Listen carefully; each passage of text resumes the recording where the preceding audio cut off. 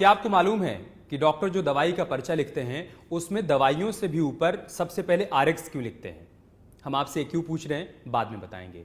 पहले आपको बताते हैं कि आरएक्स का मतलब क्या होता है।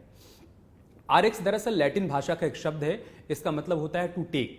तो डॉक्टर भी दवाई के पर्चे पर सबसे पहले इसलिए लिखते हैं आरएक्स क्योंकि आप इन दवाइयों को लीजिए, उसके बाद आपको आराम मिलेगा।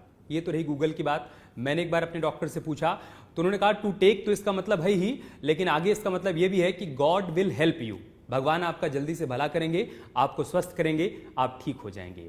अब सवाल ये है कि सवाल हमने आपसे पूछा क्यों।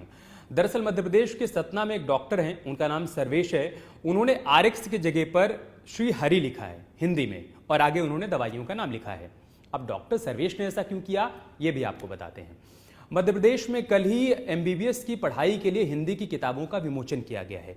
एमबीबीएस फर्स्ट ईयर में 3 किताबें हैं जिनका हिंदी संस्करण आ गया है। गृह मंत्री अमित शाह भी इस कार्यक्रम में मौजूद थे और इसी कार्यक्रम को संबोधित करते हुए मुख्यमंत्री शिवराज सिंह चौहान ने कहा कि डॉक्टर जहां पर आरएक्स लिखते हैं वहां पर सीधे सीधे श्रीहरि क्यों नहीं लिख देते हैं। श्रीहरि लिखिए, आगे अगर क्रोसिन लिखना है तो क्रोसिन लिख दीजिए, मरीज के लिए समझना भी आसान हो जाएगा। और मुख्यमंत्री शिवराज सिंह चौहान की इसी बात को डॉक्टर सर्वेश ने मान लिया।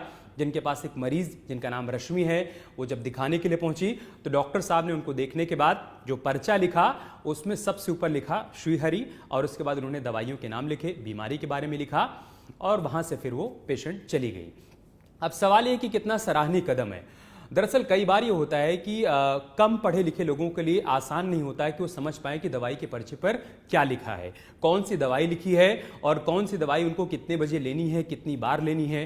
तो आप सोचिए कि अगर उस मरीज को उस पर्चे में सब कुछ हिंदी में लिखा हुआ मिल जाएगा तो उसके लिए दवाइयों के बारे में समझना भी आसान हो जाएगा, उन दवाइयों को आसानी से लेना भी आसान हो जाएगा। तो कुल मिलाकर मध्य प्रदेश के सतना से डॉक्टर सर्वेश ने एक सराहनीय पहल की है।